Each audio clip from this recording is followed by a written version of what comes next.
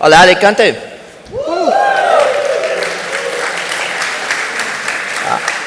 Soy Mateus y estoy muy feliz de estar aquí nuevamente. And that's all the Spanish I got for to know.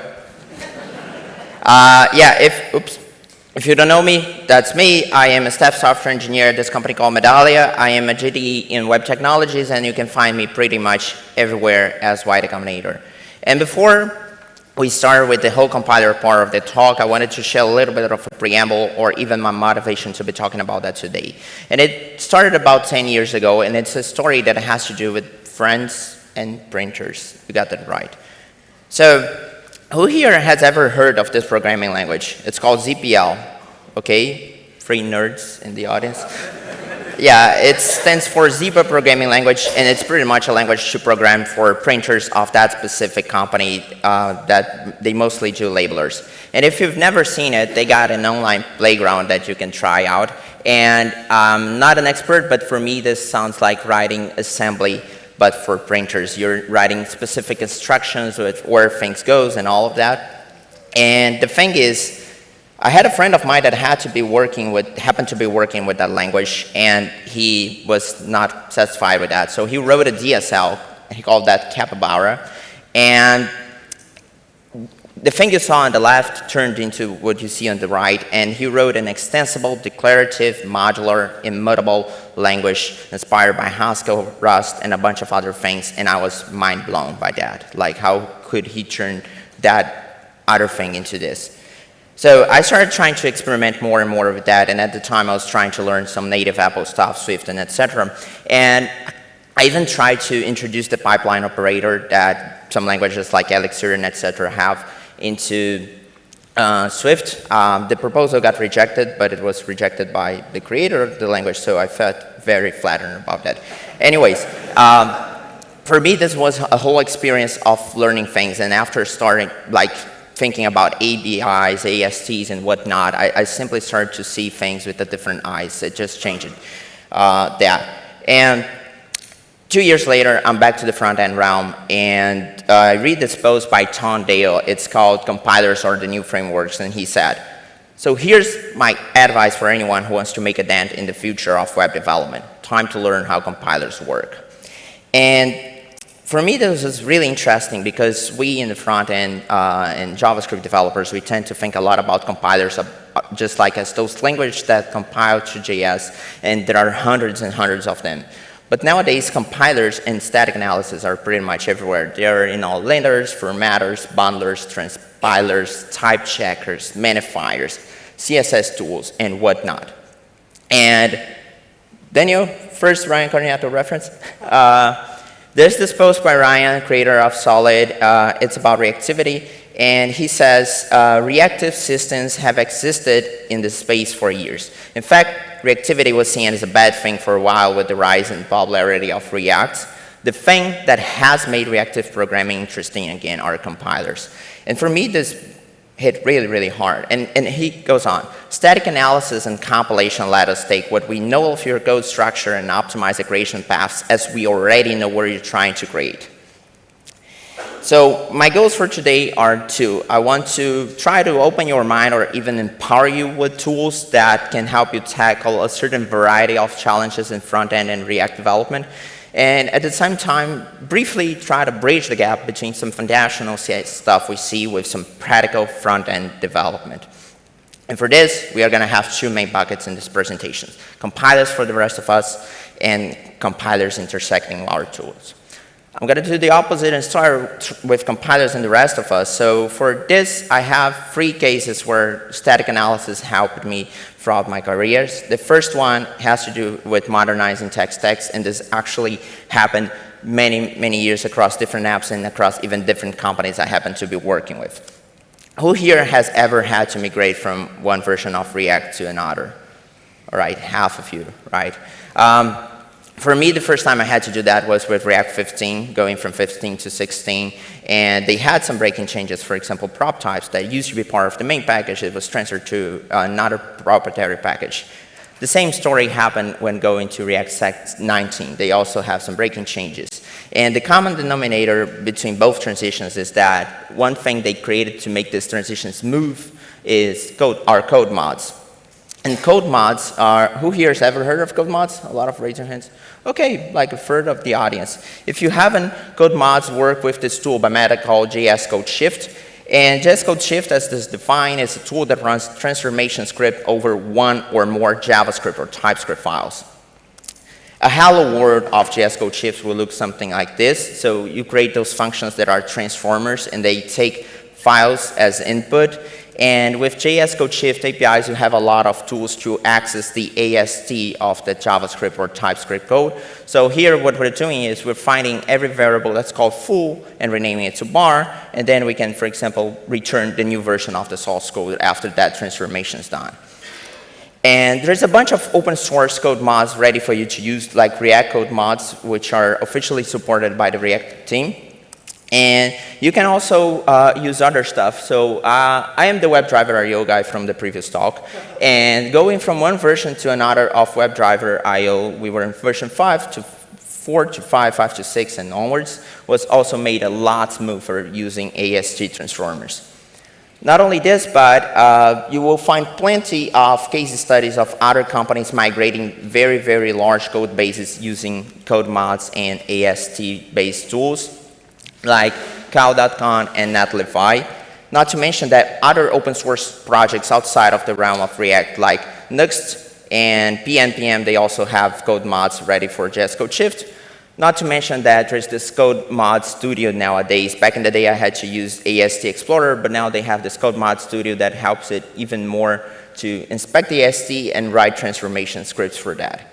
Anyways, if you're more interested about this, I have a talk where I go over the whole thing and this whole migration story and optimizing performance. But the TLDR here is with static analysis, we could do in parallel 2 entire different versions of the same app, where one of them had modern dependencies and the other one had legacy dependencies, and our customers could migrate by turning a feature flag on and off. And that includes the 2 versions had different versions of React, different versions of developer dependencies like Bubble and Webpack, and whole different strategies used for bundling and serving. That was case number 1. Case number 2 has to do with understanding millions of lines of code. So for this, I'd like to quote this thing called the Hiram's Law. Who here, I'm doing a lot of raise your hands things. So this thing is basically, the term was coined by this guy called Hiram Wright, a Google engineer, and it basically says, when you depend on an API, you also depend on its implementation details. And some of you might be thinking that's the opposite goal of what an API should be like. But XKCDC has a very, very good cartoon about that. So it's pretty much a release note where they say, okay, the CPU no longer overheats when you hold down the spacebar. So they improved something, right? Then a user complains, okay, this update broke my workflow. My control key is hard to reach. So I would hold the spacebar instead, and I configured Emacs to interpret a rapid temperature rise as the control key. And then they say, you know, just revert that. Like my setup does work for me, so add an option to reverse the, to bring back the spacebar heating.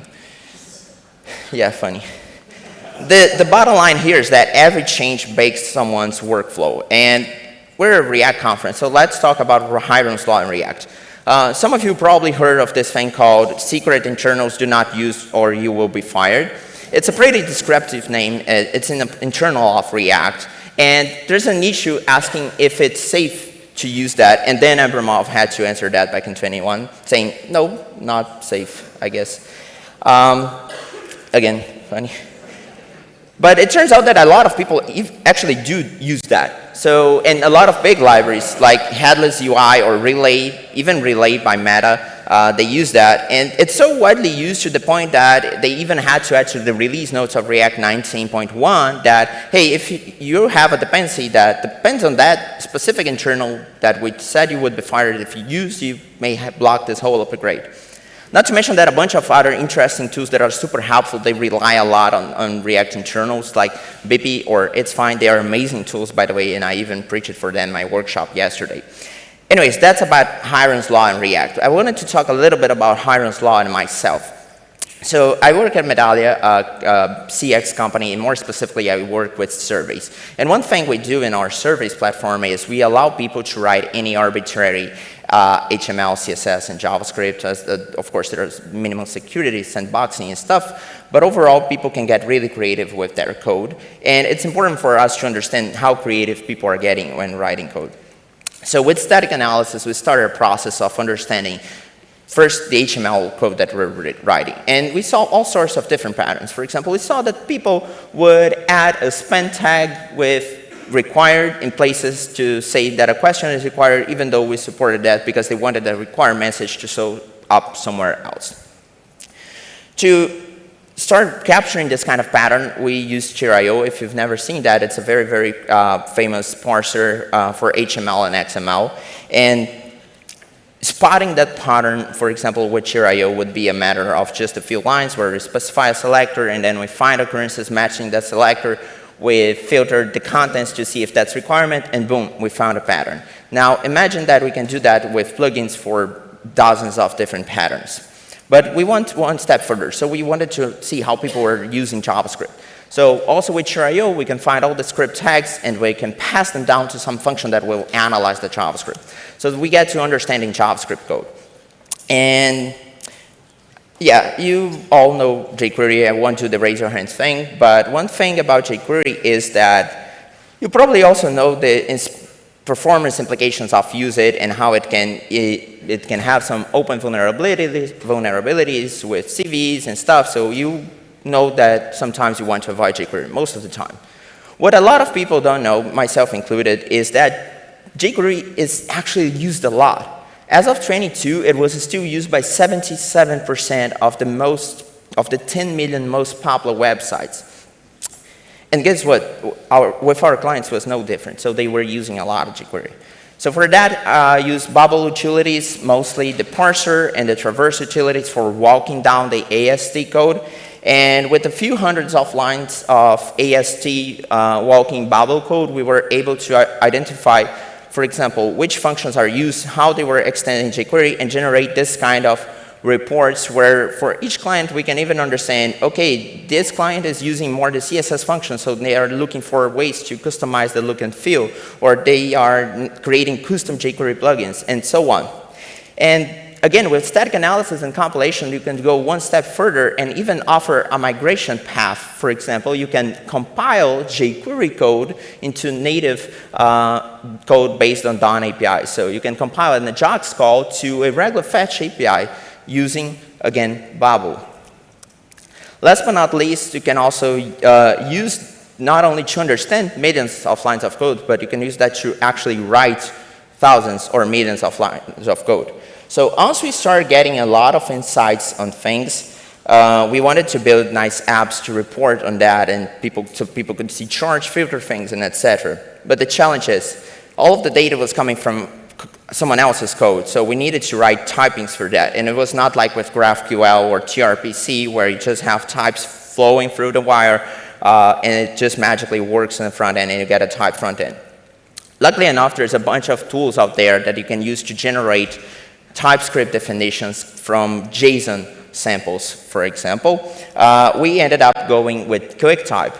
But as we'll talk here, there's only as far as the static analysis can go. So for each of these tools, you'll find some scenarios where actually the TypeScript definitions are not the best ones or exactly what you're looking for, because again, it cannot guess everything. So on top of QuickType, another thing we added was a layer that was based on tsmorph. If you don't know, tsmorph is a wrapper for the TypeScript compiler API. And this is not from our code. This is kind of a hello world in tsmorph. So the kinds of thing you can do with tsmorph is basically refactor any TypeScript code. So let's say you have a code with an interface and some type unions, and you want to turn that into enums that follow the patterns of your code base. This can be done with about a dozen lines of code from tsmorph, where you're getting all the type aliases from a code base, and then you're iterating from them and running all the transformations you want to. All things considered, static analysis enabled for us having metrics around not our code, but user-generated code that are based on composing plugins. So a plugin will define if it wants to static analyze CSS code, JavaScript code, HTML code.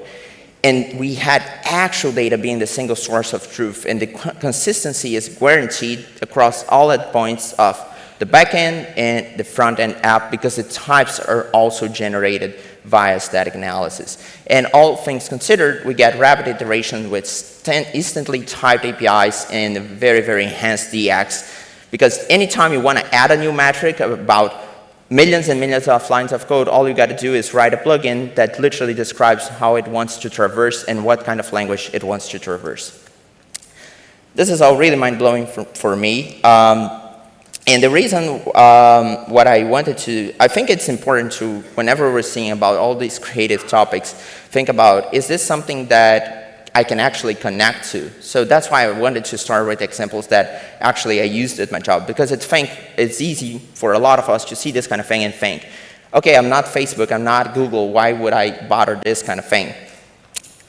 So now I wanted to do an exercise, and okay, what if we were Facebook or Meta or this kind of company?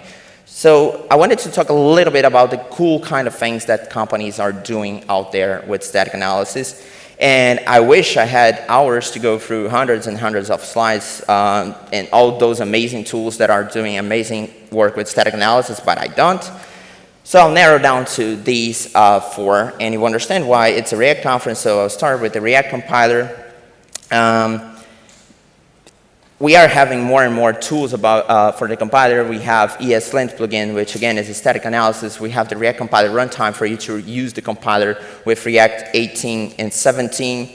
We also now have this playground. Actually, it's not new. Some of you might have even experimented with that. If you have never, I recommend you check. You can see how each step of React compilation actually modifies your code.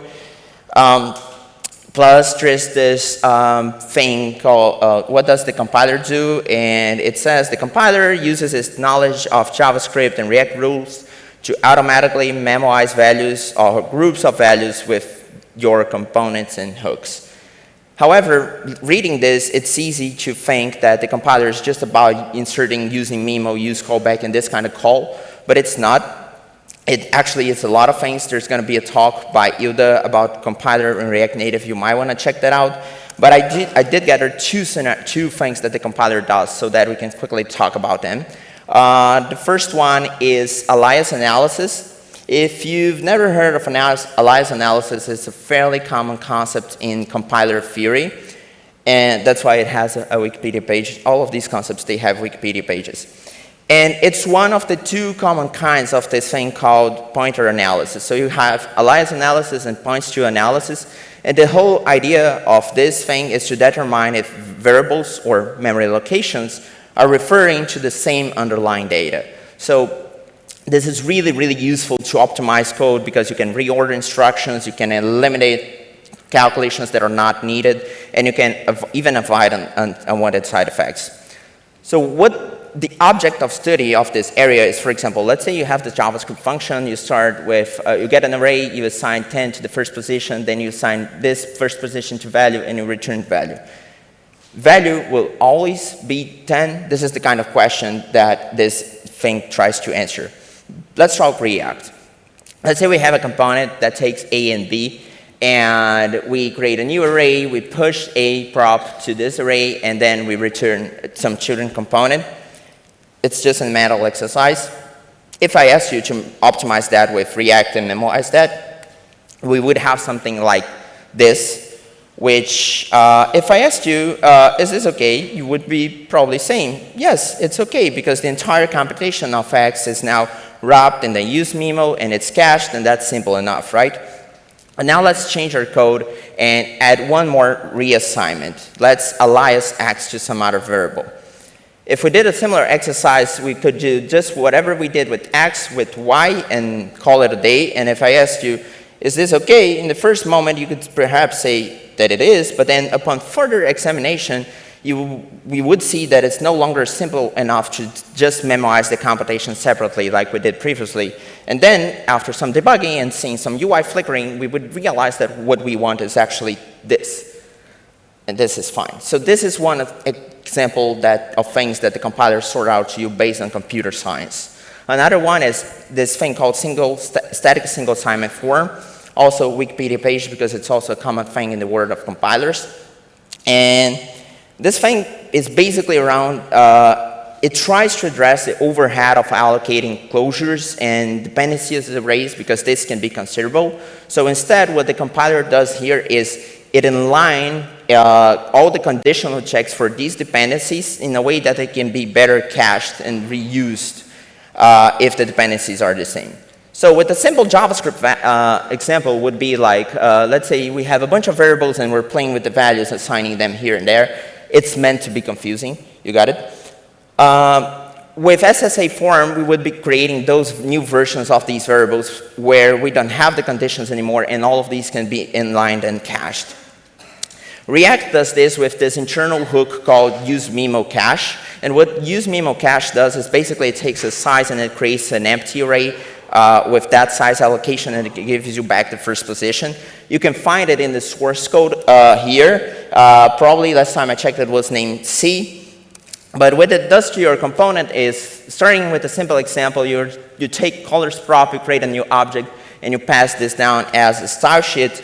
What React would produce on the right using this useMemoCache and passing a value of 2 because it's how much we need to allocate, it will then store all the results of all the conditionals of your component so that they can be easily cached and reused at a later point. And no matter how complex your component gets with how many if blocks, it will continue to store them with the useMemoCache. It will just allocate more space and then, and there you go. So it's just not about creating use memos and use callbacks calls or react.memo calls. There are a lot of things that the compiler doesn't do, too, because of course, there's always as far as you can go with static analysis. So it mentions, for example, if it detects that you're breaking rules, it will just skip over components or hooks and continue to safely compile your code. I recommend you check the source because then you can see a lot of the things that it actually doesn't do. You will see a lot of error severities called to do, and you can figure out, for example, why the compiler will not handle tagged templates with interpolation and a bunch of the edge cases that you may actually be surprised that you expected the compiler to optimize, but it didn't. And in the source of the compiler, you will probably find some reasoning why it's actually hard to optimize that. Moving forward in time, another thing that I really wanted to mention too is median-lint. If you've never heard of median-lint, it's the work of, part of the work of the guys from Median.js. And it's basically an IDE extension that helps you fix slow React components. It looks like this. So if it finds things that can be optimized with, for example, a library like a selector, optimizing a reduced selector with free select, or applying use context selector, or any kind of things like this that you can optimize to tackle wasted renders, it will tell you. And I find it very, very interesting how Median actually works because it grabs some React code like this, and it injects a lot of instrumentation using compilers. So you're basically compiling code to inject instrumentation to capture runtime metrics. And during runtime, those injected handlers are going to capture render, timing, and all sorts of metadata that they can be then fed into the LLM so that it will produce insights to your to how to optimize your code. So it's in my opinion, a very, very interesting way of, for example, using static analysis with another hot topic of the moment, AI.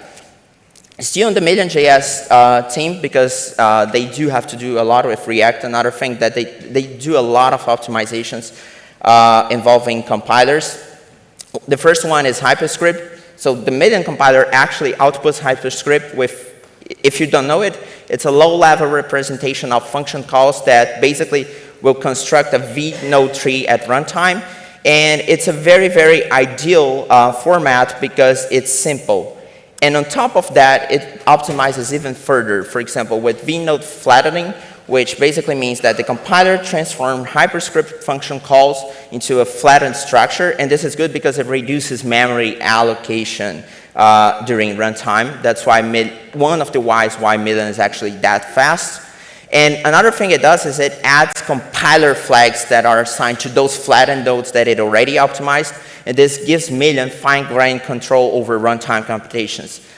It basically looks like this. So the input is this hyperscript call where if you've seen React elements, you have the element, you have props, and you have children, a div with no props and hello world.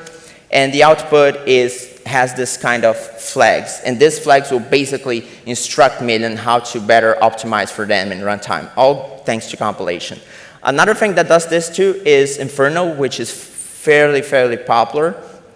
And last but not least, another thing that Million does is this technique called static tree hoisting.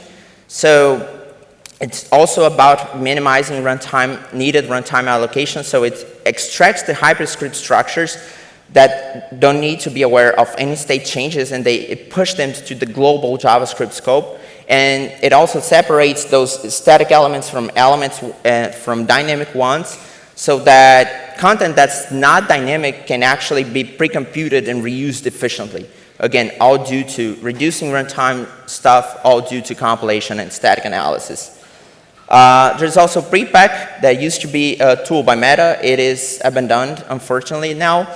But it's very interesting, and I definitely recommend you to check it out, because checking prepack is basically a free CS lesson or even course. Symbolic execution, constant folding, lambda lifting, partial evaluation, loop unrolling, and all of CS concepts you can find in there.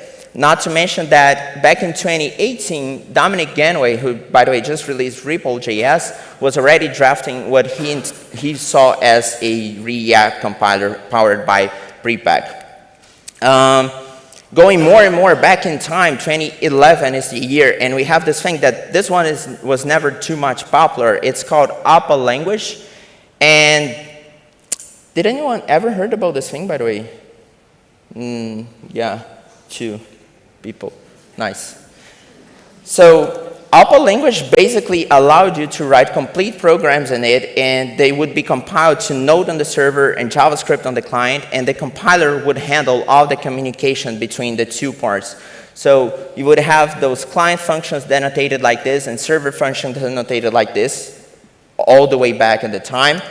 And the reason why I mentioned it, even though it's not even that much relevant, especially for a React conference, is that I really love this whole discussion around code extraction it brings. And I think that Mishko said really well a few years ago when he said, collocating client and server code in a single file is the next battleground for better DX over Meta frameworks. My last example is another tool that if I do raise your hands, the result will be probably similar. So Jaxer, back in 2008, so almost 20 years ago. This is a post by John Ratzing, the creator of jQuery, about Jaxer. This post is from back 2008. Who here has ever heard of Jaxer? All right, one hand. Nice. So Jaxer allowed you to, again, write single file apps with logic that could run both on the browser and on the server. And the way you would slice that is with those attributes called run at. So you would have run at server or run at both, for example. And when I see this kind of thing from 2008, I can't help myself but think about the challenges we're facing and handling nowadays, be it with Next.js, with use client, use server, and to slice again client and server code, and even use cache to basically use static analysis and to signal infrastructure things. Or with the Britain solid start that also has the same thing, the use server and use client directives. Or even on mobile, like Lynx, the new alternative to React Native by ByteDance, they also have compiler pragmas.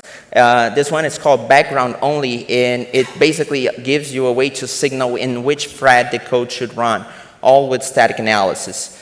So, whew. That was fast.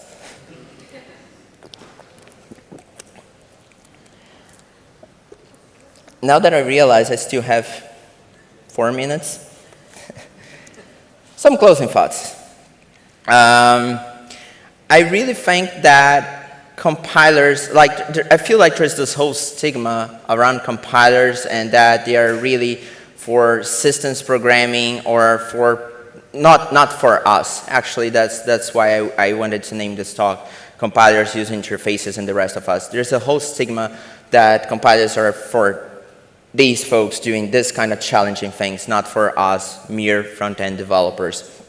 But I really think that compilers and static analysis, by the way, they are now deeply embedded in the way we build, we optimize, and we reason about user interfaces. It doesn't matter if that's the JSX transformers or full-on compilers like Marco 5 and Marco 6 and others. I think we depend on them already more than we realize. And there is this saying for a lot of people in computer science that everything is either a compiler, a database, or both. And you can find many threads on Twitter that are basically giving examples of things that we never thought of them are compilers, but are actually compilers or a database or both. So I think they're in more and more places. And you can find some posts like this one by Glauber from TourSourceDB. It's called My Other Database is Actually a Compiler.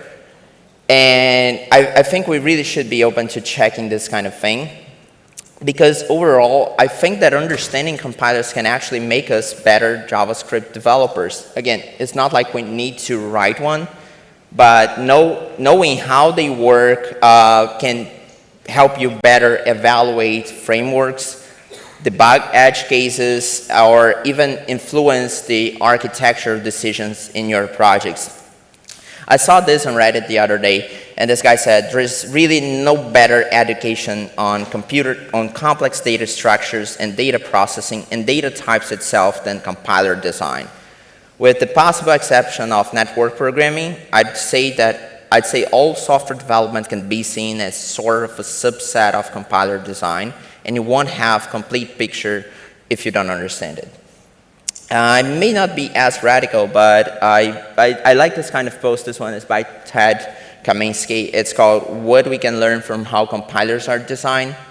And every time I read this kind of thing, I see how important it is that we learn how compilers are basically a pipeline of relatively simple transformations of data from one to the next. And that's what we're doing in a lot of our apps.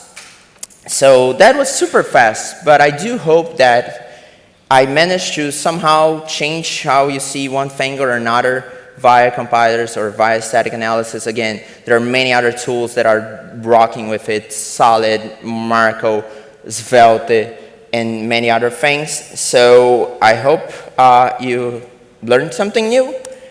And the slides for this presentation and other presentations I have about internals of tools, performance optimizations, and whatnot are available on this QR code. And muchas gracias for having me, Alicante.